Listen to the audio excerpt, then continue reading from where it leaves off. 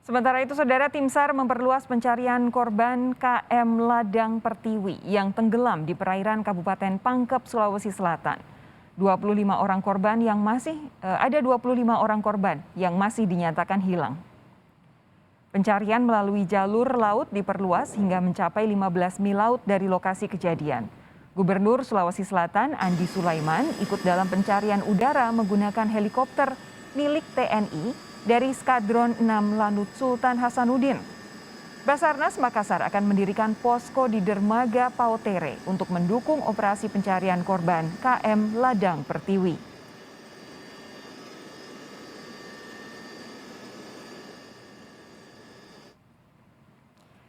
Detik-detik penyelamatan seorang korban kapal motor Ladang Pertiwi di perairan Selat Makassar, Sulawesi Selatan terekam dalam rekaman amatir ini. Korban terombang-ambing di atas air laut dan bertahan di atas sebuah papan yang mengapung di permukaan laut. Selain tim SAR, Saudara, pencarian juga dibantu nelayan di sekitar Pulau Pamantuan, Kabupaten Pangkep, Sulawesi Selatan.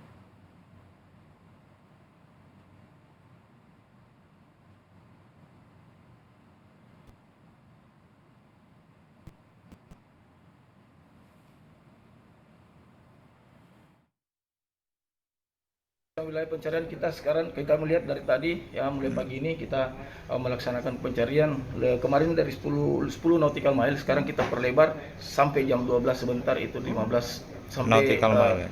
15 nautical mile Dari lokasi kejadian. dari lokasi kejadian. Oke. Dan setelah sore sebentar akan kita perlihatkan 5 lagi nautical mile untuk kegiatan ini. Kekuatan sendiri, Pak, kekuatan yang dikerahkan. Kekuatan yang digerakkan yaitu yang tadi saya sampaikan bahwa satu dari TNI Angkatan Udara sudah melibatkan helikopter, kemudian dari TNI Angkatan Laut 4 KRI dan 1 KAL.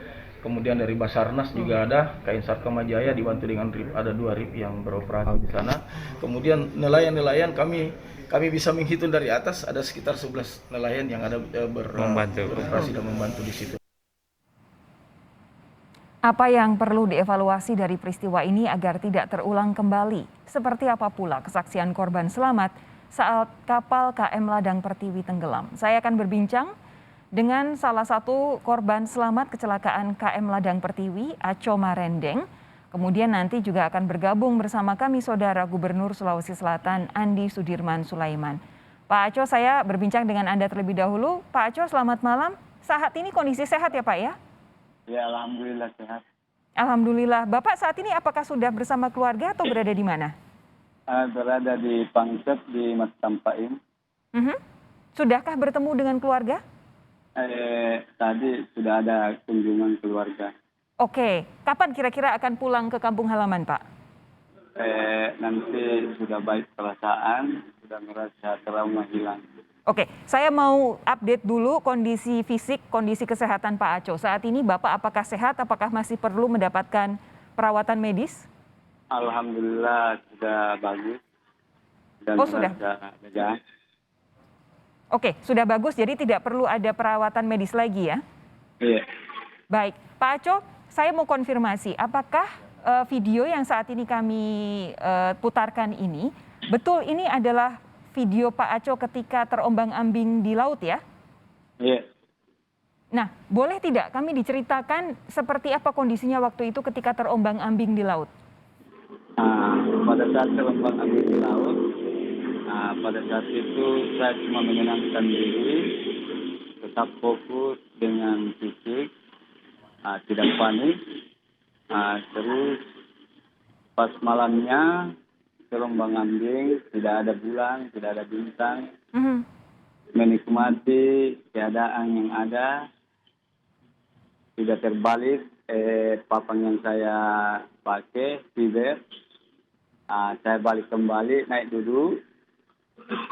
Terus pas ngantuk, selepas lagi saya kejar kembali, berusaha di atas. Pas jam 2 malam, perut merasa lapar. Saya merayap mencari sesuatu berupa makanan. Akhirnya saya mendapat jagung mentah. Oh, oke. Saya boleh tahu nggak Pak Aco terombang-ambing itu berapa lama? Sekitar 19 jam. Oke, 19 jam ya? Dari mulai kapal karam sampai dengan ditemukan oleh tim SAR? Iya. Baik. Nah, boleh tidak saya diceritakan terlebih dahulu, ketika kapal itu mulai tenggelam, apa yang sebenarnya terjadi, Pak Aco? Pada saat jam 12 siang, tiba-tiba ada angin kencang, ombak sekitar 2 sampai 3 meter. Di situ mulai keadaan ABK panik. Lalu naik di Anjungan, pemerintah kapal mau tenggelam. Di situ saya sibuk cari pelampung, sempat turun di ruang kamar, bilang keluar semua. Tanpa evakuasi, saya lompat sekitar 2 menit sampai 3 menit, balik ke kiri, kapal sudah hilang. Oke, jadi tidak terlalu lama ya proses tenggelamnya ya, Pak ya? Iya.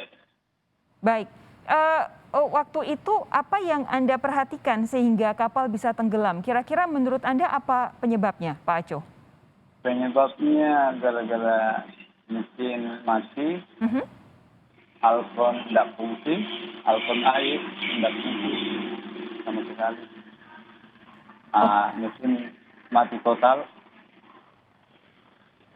Oke, jadi ketika mati total itu apakah kemudian dihantam ombak atau seperti apa? Dihantam ombak, masuk air.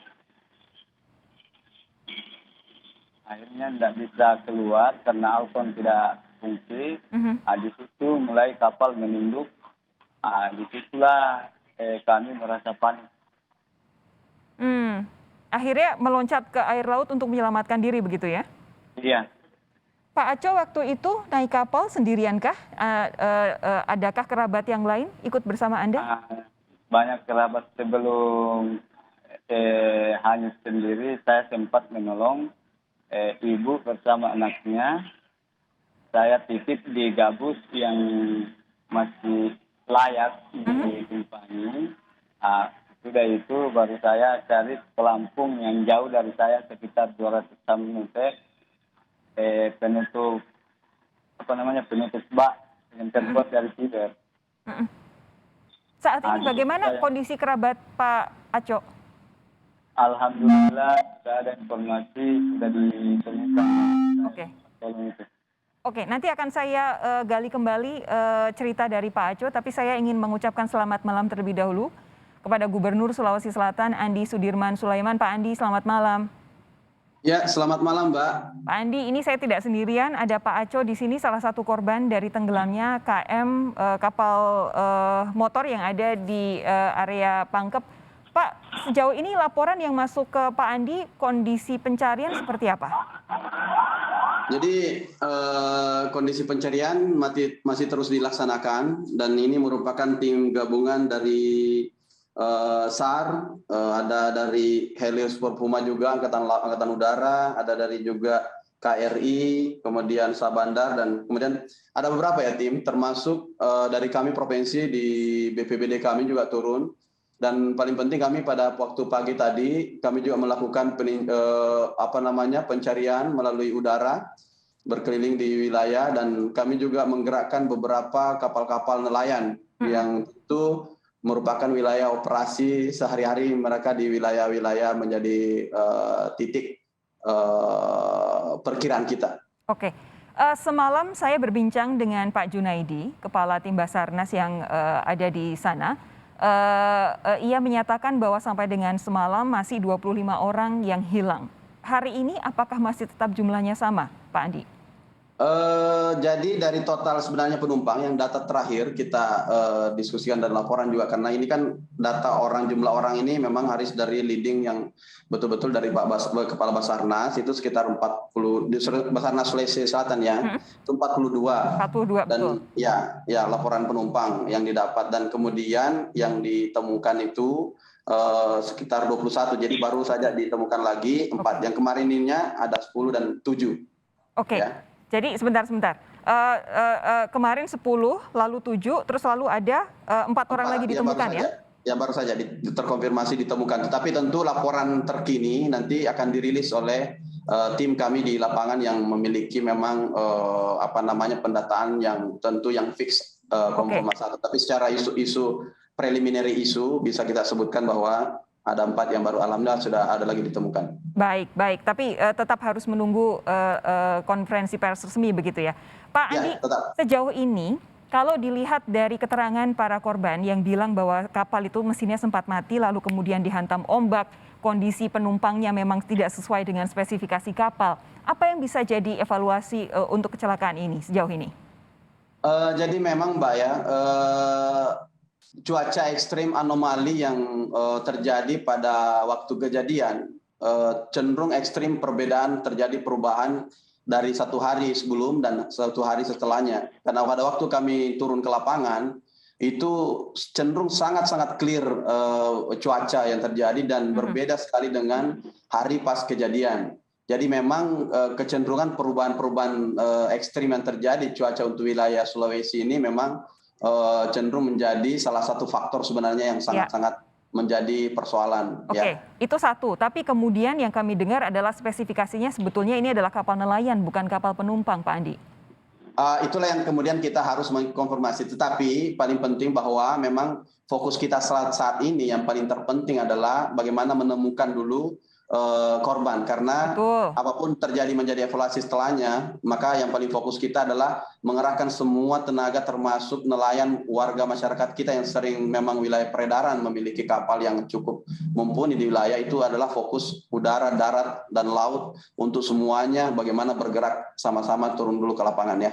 Saya setuju dengan Pak Andi bahwa memang fokus utama saat ini adalah pencarian. Tetapi untuk mencegah supaya kejadian seperti ini tidak terulang, bukankah seharusnya ada langkah-langkah yang bisa segera dilakukan oleh pemerintah supaya memastikan bahwa kapal itu memang untuk peruntukannya sesuai dengan bobot tonasenya, sesuai dengan memang kemampuannya untuk mengangkut barang dan juga manusia, Pak Andi? Ya memang perlu bisa ditahu dan memang sudah standar ada yang untuk pelayaran ya. Tetapi perlu diketahui bahwa sistem pelayaran di seluruh bahkan di tempat-tempat bisa terjadi di mana saja di Indonesia. Cuma memang perlu pengawasan lebih ketat. Operasi yang kita lakukan di provinsi sendiri kita sudah ada pengadaan sampai beberapa titik, 5 titik di wilayah untuk pengecekan patroli pengawasan sistem pelayaran memang. Tapi saya mau clear terlebih dahulu, ini KM Ladang Pertiwi ini kapal nelayan atau kapal penumpang? Izinnya. Ini kita perlu perjelas bahwa memang menurut informasi bahwa memang ini adalah spesifikasi adalah kapal nelayan. Baik. Perlu ini kita perjelas juga. Baik. Tetapi pada prinsipnya bahwa memang prosedur harus ditegakkan, tetapi untuk memonitor semua wilayah maka perlu memang kerja ekstra dari kita semuanya. Ya. Saya mau tanya ke Pak Aco. Pak Aco, ketika Anda akhirnya bisa jadi penumpang di KM Ladang Pertiwi ini seperti apa? Anda beli tiket? Anda membayar ke siapa begitu Pak Aco? Tidak beli tiket Bu. Tidak beli tiket ya? Ya cuma saja bilang bisa ikut. Kalau kapten bilang iya, turun membayar 75.000. Tapi Pak Aco sering naik kapal seperti KM Ladang Pertiwi ini di Pangkep? Iya sering, karena memang transportasi ke Makassar. Baik, tapi tidak pernah beli tiket ya, langsung bayar ya? Tidak pernah beli tiket. Baik, terakhir Pak Andi, apa yang bisa Anda sampaikan sejauh ini tentang pencarian dan juga mungkin apa yang bisa disampaikan kepada para keluarga korban yang masih mencari, masih menanti kabar rekan mereka, kerabat mereka? Tentu kami hanya ingin menginformasikan bahwa untuk semua keluarga tetap tenang, berdoa. Dan semua tim lagi bekerja ekstra, kerja keras, dan ini tidak melihat lagi waktu. Kita terus mengerahkan mulai dari heli, kemudian kapal, semua nelayan, semua badan-badan instansi yang kita miliki, dan bahkan masyarakat pun turun yang memang adalah memiliki wilayah-wilayah yang sering mereka berlayar di wilayah sekitar sana. Termasuk kapal-kapal kami tadi pantau semuanya bergerak dari udara, semua kapal-kapal dibawa banyak. Mulai dari yang dikirim, diutus, bahkan masyarakat sendiri juga ikut bergotong royong untuk karena ini mempercepat karena masalah waktu. Baik. Yang berikut kami perlu sampaikan juga bahwa memang panjang bentang 2.000 km di Sulawesi Selatan ini potensi-potensi untuk pemanfaatan kapal yang tidak sesuai spesifikasi dengan tempat berlayarnya startnya bukan pada poin-poin yang kita tentu tetapkan, itu memang butuh pengawasan secara komprehensif, sehingga kami perlu sampaikan kepada masyarakat juga untuk melihat bagaimana kondisi kapal yang akan ditumpangi dan sebagainya. Tetapi pada prinsipnya kami akan berdiskusi untuk mengevaluasinya dan menjadikan momentum ini untuk memperbaiki sistem yang transportasi khususnya untuk wilayah kepulauan untuk di Sulawesi Selatan. Baik, Pak Andi, terima kasih. Kami nantikan informasi selanjutnya perkembangan tentang pencarian para korban yang masih hilang. Pak Aco, terima kasih sudah meluangkan waktu untuk Sapa Indonesia Malam. Kami berharap Anda sehat-sehat terus ya Pak ya.